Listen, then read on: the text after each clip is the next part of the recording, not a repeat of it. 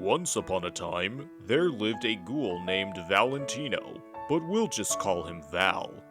Val loved scary videos and watched them all the time. One day, while going on a stroll outside, he had an epiphany. Gee, analog horror sure is something. There's something about its rough presentation that feels raw and genuine. And sure, there have been some works down the road that have a slick, professional look to them, but I still think a lot of the early works just have that zing to them that's hard to replicate. But there's something I've been thinking. Even though analog horror had grown in popularity around the early 2020s, I wonder if there were any notable works before that time period which not many people talk about nowadays. Hey buddy, if you're looking for some of that old school work, there's a place called Sufferdark at the edge of town. If you get there before the sun sets, there's some crazy stuff over there that you can get your hands on. Sufferdark? Of course! Why didn't I think of that? Thanks, magical talking flower. I totally trust you with that information. And so, Val began his journey to Sufferdark. Oh boy, it's kinda getting dark around here. But I'm not worried. Sufferdark is just beyond this underpass. And look, my pal Donnie lives by this area. Hey Val, it's me, Donnie. I figured you would need my help. Let me show you a quick shortcut to Sufferdark. They have this one video series that I think you might like. I believe it's called Poochee and Pansy.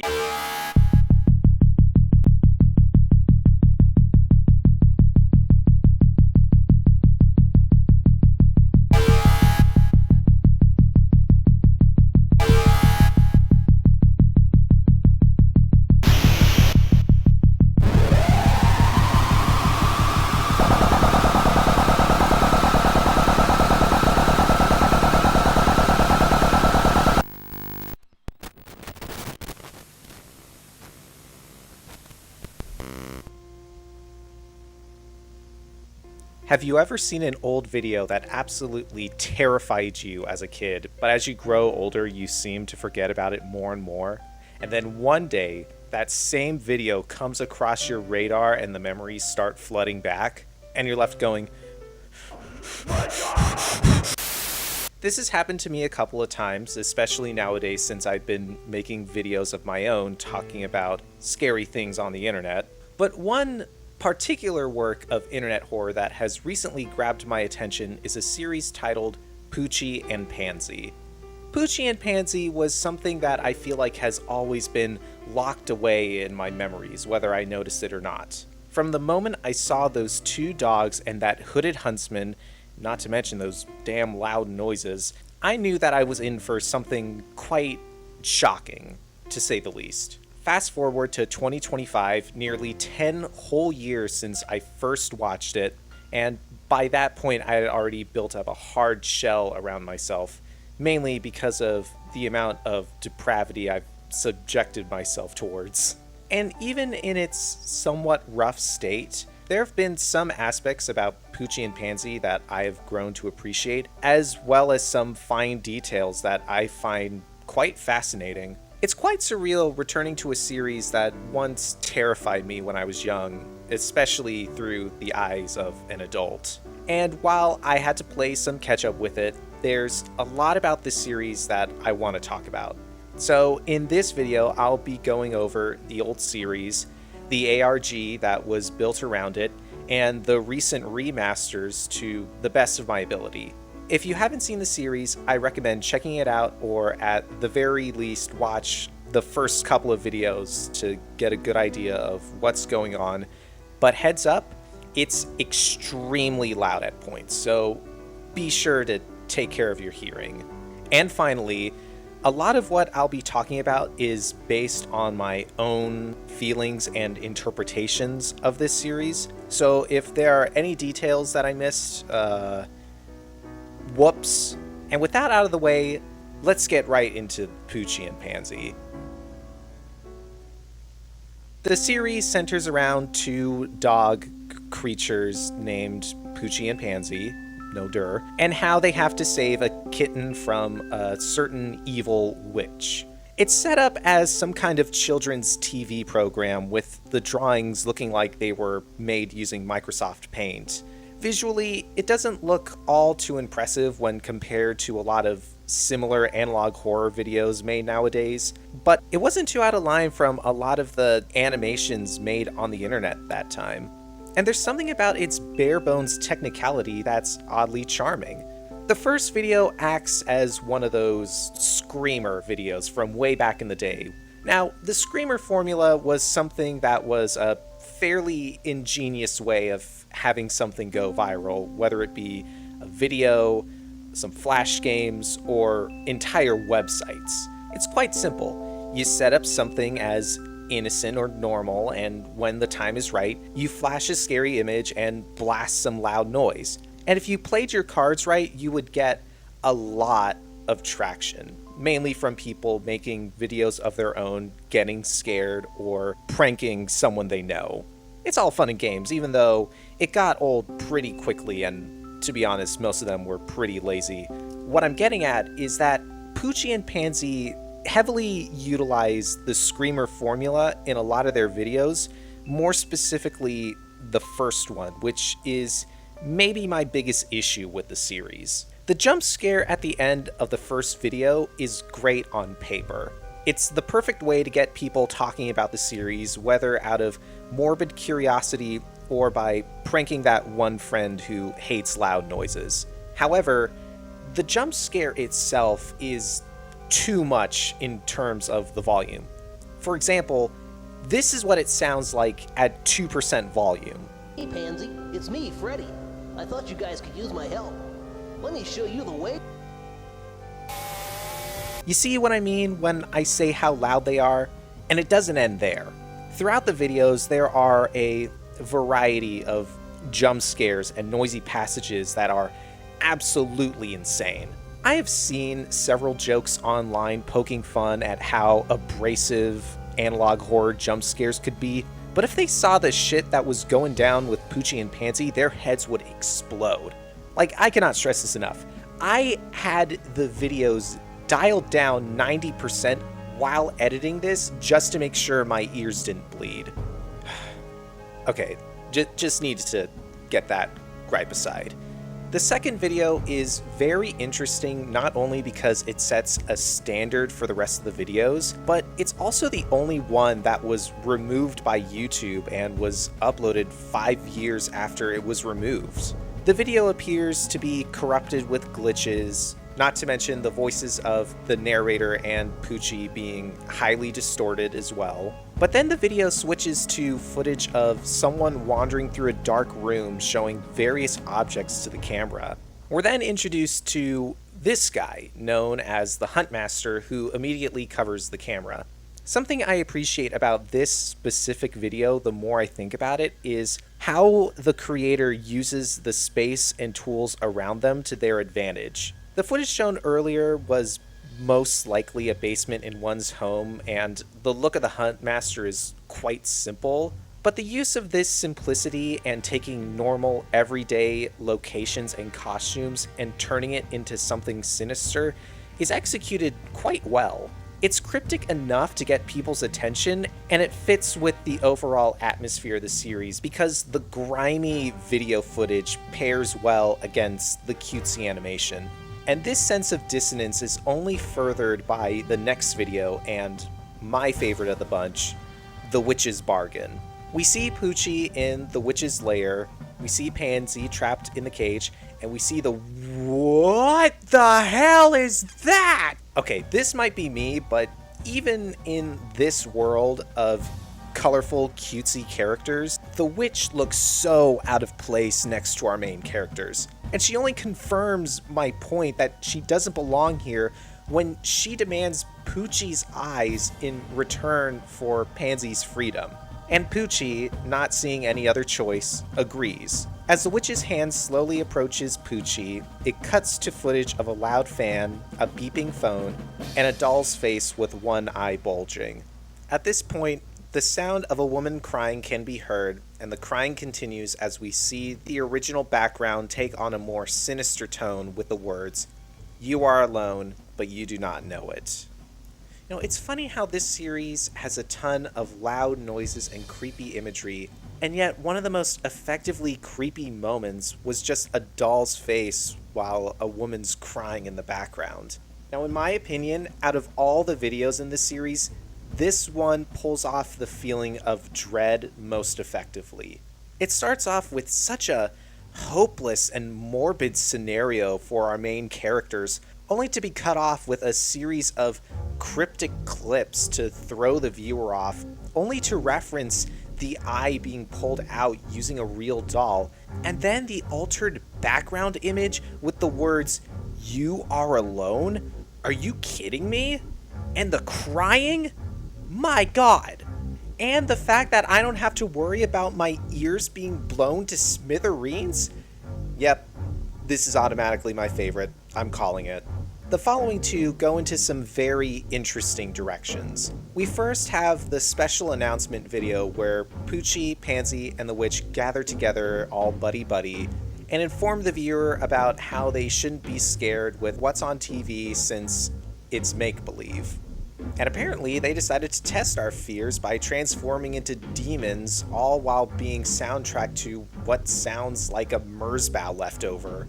It then flashes a collage of images and what sounds like radio station news giving some lore dump. Meanwhile, the next video, The Witch's Eye, is in Japanese with English subtitles, and we see Poochie wear the witch's bloodshot magical eye. You're telling me kids are supposed to watch this? It then shows a message written in the snow that reads, "Find you," along with some other cryptic stuff, such as shots of icicles, more words written everywhere, what looks like the Huntmaster either trying to reach towards the viewer or attempting to use the Force like a Jedi. It's basically typical stuff in this series by now. It feels like the further and further we delve into these videos, the more the world starts to unravel. And I'm not just referring to the abundance of glitches and scary images, but also the format of the videos themselves. And these recurring images of the Huntmaster and messages of hiding only add to its unsettling nature. But this is just an appetite for what's to come down the road. The remaining videos are all very similar to one another in terms of presentation, so I figured it would be best to just lump them all together. While the previous videos had more structure to them, these final three are all over the place and act more as disturbed experimental video art rather than a cohesive video. In those three videos, we basically see Poochie and Pansy rescue the kitty and return home where they read a scroll from someone known as the Gangadiddle, whoever that is. At this point, the scary images, loud noises, and cryptic messages have taken over the videos and are in rapid fire mode. As a matter of fact, in the final video, the main cast is just standing around, and the moment the kitty meows, all hell breaks loose. It feels like this Huntmaster fellow is trying to communicate with the viewer, even if it often comes out as, I don't know, vague. And that's pretty much where the series ends. After that, it pretty much stayed silent. But we're not done yet. There's a whole other level to Poochie and Pansy because it wasn't just a video series, but an ARG. And while that ended a long time ago, when you look into it, it completely recontextualizes everything we've seen thus far.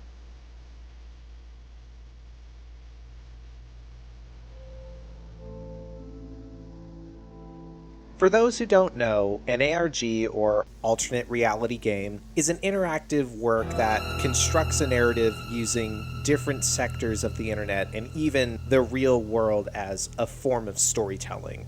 For example, let's say you come across a funny-looking website, and the more you look into it, the more you find secrets that cover a much larger narrative.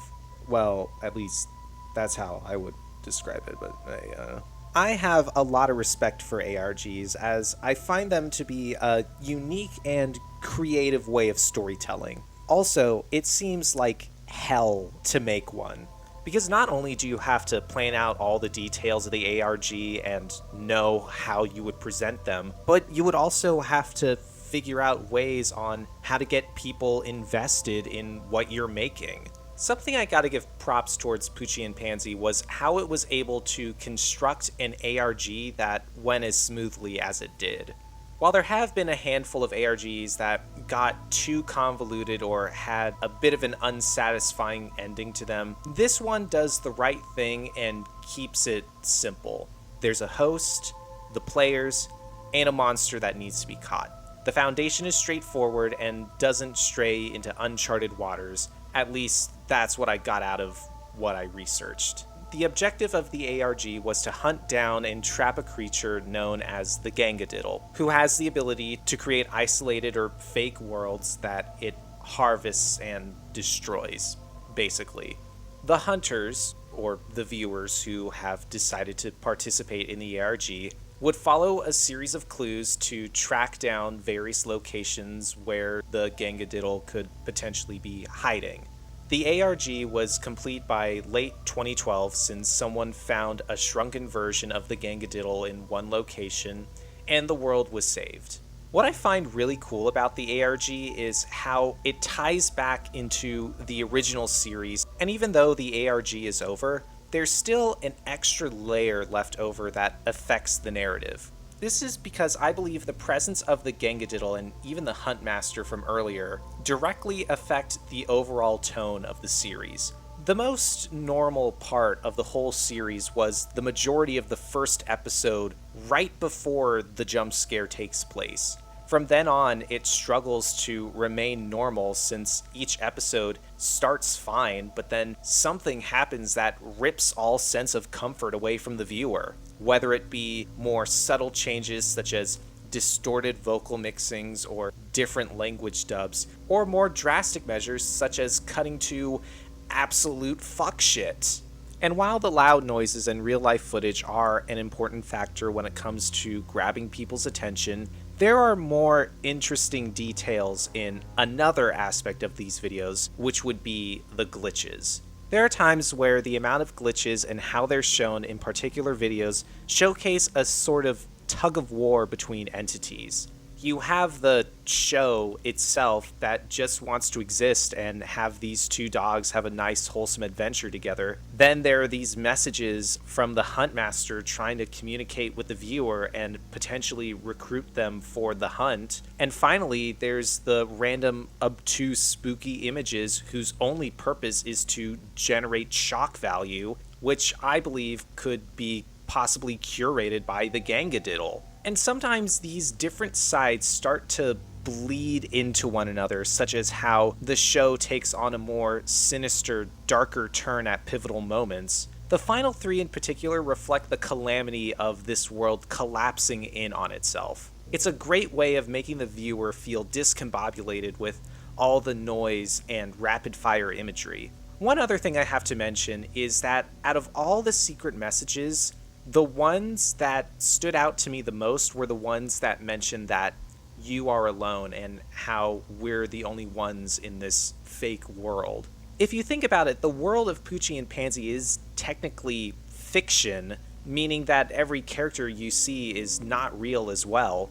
They can be seen as soulless beings lacking in flesh and blood, and the only living creature that could be seen is the viewers themselves. And then you think of what Poochee says one time. Remember, what's on TV is real. When you go outside and look at the rest of the world, that's what's make-believe. So don't be scared. And so it presents this interesting concept of blurring the line between reality and fantasy, which is something that the Gangadiddle is prone to do. The Gangadiddle was often portrayed as a world-ending entity, someone who has trapped this cartoon world and is harvesting it through its glitches and disturbing imagery, and the Huntmaster, determined to put a stop to this, desperately reaches out to whoever is watching this and warns them of this creature, as well as potentially leading them down an excursion to trap the Gangadiddle. What I'm getting at is that even though the ARG is finished, there's still enough residue left over from it onto the original series that can be appreciated. It gives a chance for the viewer, such as myself, to not only enjoy it as is, but also piece together their own conclusions as to what's going on. But at least the hunt is over and the Gangadiddle has been defeated, so there's not much left to go over. Or is it?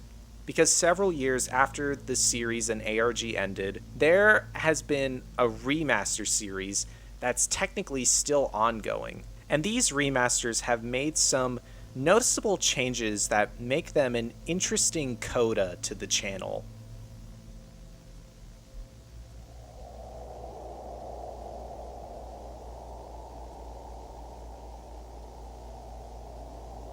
The most significant change to the remasters is how all the scary elements have been completely removed. We now get to see the storyline on its own without being bombarded by loud noises, which I'm not complaining, as well as some new material that wasn't shown before. We now get to see what happened to Poochee and Pansy while they were in the cave. Rest in peace to my boy Freddy the Firefly. We see the witch ripping out Poochie's eye before getting a taste of her own medicine, and we get to see some complete reworks of different scenes, specifically with the special announcement. The amount of uploads has drastically slowed down as well, with some gaps between videos lasting several years. But why create these remasters now? Well, there are two reasons I thought of on why this is the case. The first, and probably most obvious reason, is that this is a sign of the series and possibly the creator moving on. The Gangadiddle mentioned earlier has been defeated and the world is at peace, so of course a lot of the jump scares and glitches would be gone. But it also goes deeper than that. I feel like the absence of the Gangadiddle also reflects the ARG moving on, since it already served its purpose and instead focusing on making a coherent story around these characters without any horrific distractions. I mean, besides the moment where the dog gets his eye ripped out by the witch, but whatever. Perhaps the creator saw something in the story that needed to be expanded upon, and I think it's nice to see a lot of the missing scenes and having them connect moments we're already familiar with. And the amount of time that passes between uploads gives a lot of space for the viewer to breathe and take it in, or maybe reflects that the creator is focusing on things outside of YouTube. Meanwhile, the second reason why I think these remasters possibly exist is that maybe the ARG is still going. If you think about it, the original series is still up, and there are still plenty of remasters that could be made to catch up with the original videos. So there are technically two different versions of the series that are available to watch. So when thinking of the Gangadiddle's abilities, where it creates isolated worlds to harvest, is this new series also the Gangadiddle's doing? And when thinking about the concept of illusion and make-believe in the ARG, this prompts the question, which one is real and which one is fake?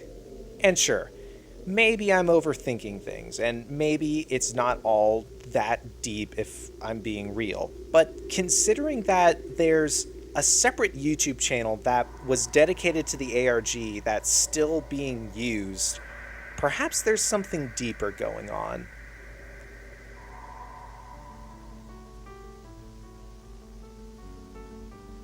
Well, I think I've been rambling for long enough, so I'll just end things off on this note. I'm very glad that works like this exist. I like how rough around the edges it can be with its presentation and scares, and yet reflects a lot of care that was put into it when looking at some of the hidden details it has to offer, as well as attaching a whole ARG for people to participate in.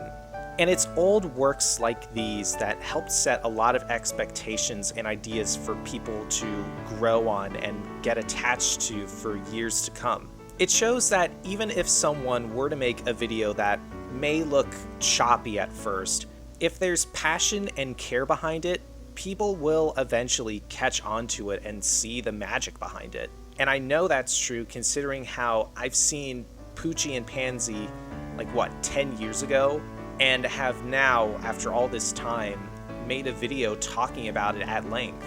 So if there's anyone out there who has an idea for a project but is unsure of the tools they have at their disposal, I implore you to just go for it and look for an angle that works for you.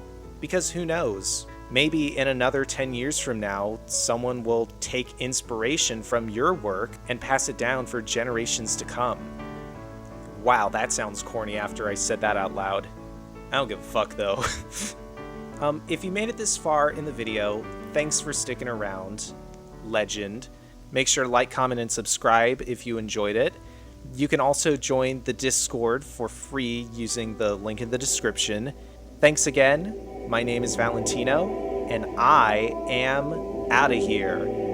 Bye!